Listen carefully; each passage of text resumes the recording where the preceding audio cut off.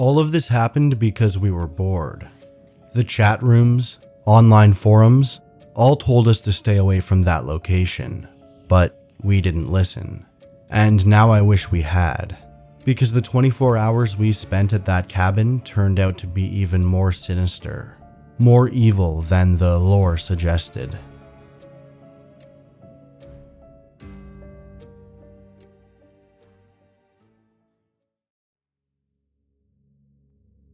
My best friend Charlie and I were geeks. We had the same interests, and we never really cared how cringe everyone else thought they were. The fact that Charlie had just gotten braces, leaving him with a ridiculous lisp, didn't help our cool image either. But he didn't care, and neither did I. Lately, we had been binging haunted exploration channels on YouTube. Not because we were true believers in the paranormal. It was just entertainment for us. But the deeper we got, the more we joked about doing it ourselves. After some point, the joking stopped, and we actually started planning an excursion of our own. Digging deep into some online forums and chat rooms, we found the perfect place. A small decommissioned hunting cabin, only a few-hour drive from us. We loaded Charlie's car with everything we thought we'd need for an overnight trip and hit the road. We had a great time on the drive, blaring music and constantly cracking jokes.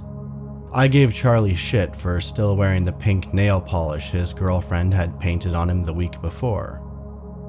We turned off the highway onto a very narrow, overgrown dirt road, and 20 minutes later, we arrived. Directly in the middle of an acre of cleared land sat a small rundown cabin. And when I say rundown, I mean boarded up windows, peeling shingles, and rotting floorboards. The grass on the property was overgrown with weeds that stood about a foot tall in some places. Behind the cabin, there was a small pond, if you can even call it that. It was completely overtaken by algae, and a thick blanket of fog covered the entire area. The whole thing looked like a biohazard, if I'm being honest. But the weirdest thing wasn't the cabin itself, the grass, or the pond. The weirdest part were the trees that surrounded the property. Not a single one looked alive. No leaves, no singing birds. Just gray, crooked, ominous branches that seemed to creak despite there being no wind at all.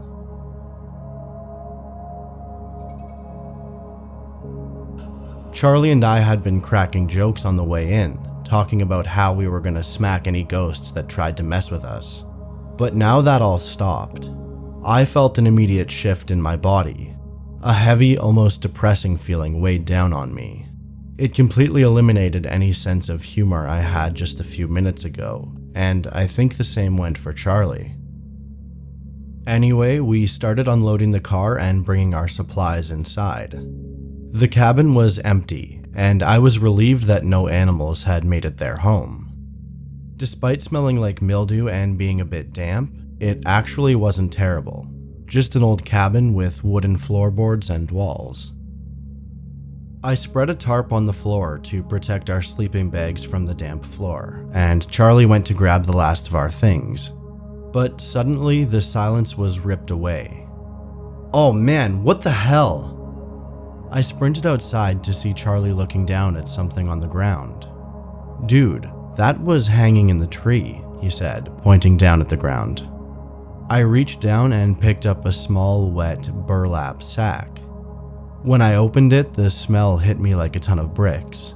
A rotten, bitter smell, like a dead animal. Charlie stepped back, covering his nose. I held the bag away from my face and looked inside. At first, I couldn't tell what I was seeing, but then it clicked. It was a bag of teeth, mostly broken, brown, and rotten. I looked at Charlie, whose eyes were wide. Oh yeah, I think hunters do this to attract deer or something, I said. Now I know that's stupid, but something felt so off here, and I didn't want the situation to become any worse by blowing things out of proportion. Charlie covered his nose with his t-shirt and shook his head. That's messed up. Throw it over there or something. I don't want to smell that all night, he said. Neither of us had an appetite after that, so we didn't bother trying to eat. We just finished unpacking our stuff. By that point, it was pitch dark outside, so we decided to head out and explore the property with our flashlights. After all, that was the reason we came. Eventually, we found ourselves cracking jokes. I think mostly trying to break the tension and truly eerie feeling of this place. We walked through the trees at the edge of the property when suddenly my flashlight lit up something that almost hit me right in the face. My stomach turned as I looked over at Charlie. It was another burlap sack hanging from a tree. There was nothing funny about the look on his face. He looked genuinely scared, and I'd be lying if I said I wasn't too. Reluctantly, I reached out and pulled the sack off what seemed like old fishing line. This one seemed lighter than the previous one. I pulled the top open as Charlie took a step back. Honestly, the sight I saw when I looked inside wasn't much better than the teeth. Again, it took me a second to realize what I was looking at. This time, I saw what looked like fingernails. Human fingernails. Some were old, yellow, and chipped. Some looked fresh and still had blood and tissue attached to the bottoms. Immediately, I threw the sack down in disgust, looked at Charlie, and said, "It's time for us to get out of here." His wide eyes locked with mine as he nodded frantically. We upped our pace back to the car, just focused on getting out of there. Charlie went for the front door of the cabin, but I yelled, "Dude, screw our stuff, let's go." "Oh, right," he said, briskly walking back to the car. But just as I was about to get in, my heart sank. Charlie must have seen the expression on my face because he came around to the passenger side and looked down to where I was shining my flashlight. Our tire was completely flat. "Did we do that on the way?" he asked. "No clue," I said. "I kinda hope so." Totally pale, Charlie looked at me. "Because if we didn't, that means someone popped it on purpose, right?" "That's what it means," I said. I pulled out my phone and dialed the nearest tow truck service. The dispatcher answered and told me they didn't have anyone on duty right now. The soonest they could help was 6 a.m. the next morning. I guess that made sense. After all, we were in the middle of nowhere, and it was the middle of the night. At that point, the only thing we could do was spend the night in the cabin. We were both terrified, so we pushed a large bookshelf in front of the door, doing our best to barricade ourselves inside. We sat on the floor beside each other, flashlights in hand, trying our best to make light of the situation. "Maybe it's just some old creep with a tooth fetish," Charlie said. I laughed. Only he could possibly say something actually a little bit funny in this kind of situation. At some point, I started nodding off, but Charlie punched me full force in the arm. "Don't you fall asleep," he snapped. But later, I did fall asleep, because I woke up to an awful shriek ripping through the air outside the cabin.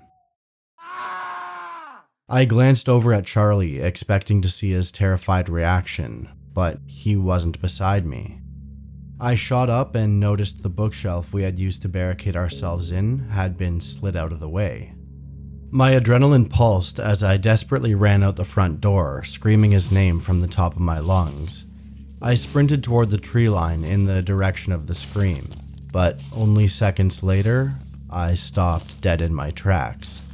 Another burlap bag hung right in front of me, inches from my face. My heart started to pound as my legs went numb. This bag looked newer than the other ones, like it hadn't been exposed to the elements. Slowly, I reached out and pulled the bag off of the fishing line and opened it. What I saw is still burned into my brain to this day.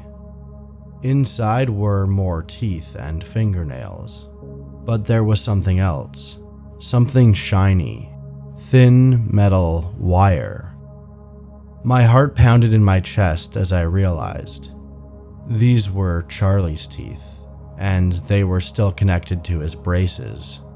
and the fingernails all painted pink. In that moment, time seemed to slow down. I don't even remember dropping the bag. I just remember running back toward the cabin. Hands quivering, I reached for my phone to call the police, but I stopped. There were headlights pulling up to the cabin. The tow truck. I darted in front of it, waving my arms like a maniac. The driver rolled down the window and stared at me. "We have to go. Now. Please, turn around," I said. He hesitated. What about your car?" "Forget the car," I snapped. "I'll still pay you. Just drive." Clearly confused, he nodded and shifted into reverse.